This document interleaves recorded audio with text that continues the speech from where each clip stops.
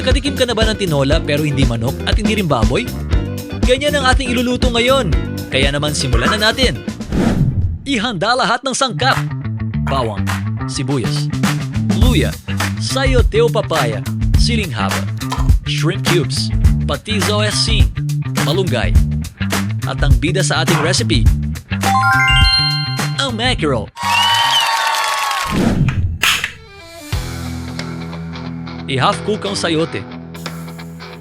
I-set aside. Igisa sa bawang, sibuyas at luya ang na-drain na mackerel. Timplahan ng patis o asin at konting paminta. Kapag umamoy na ang mga pampalasa, ilagay mo na ang sayote. Isunod na rin agad ang sabaw ng mackerel at ang shrimp cube. Pag kumulo na ang sabaw, ilagay na ang malunggay. Isunod din agad ng siling mahaba. Takpan lang saglit para maluto ang malunggay. Tada! Luto na ang ating tinolang mackerel. Tawagin na lang natin itong tinoreo.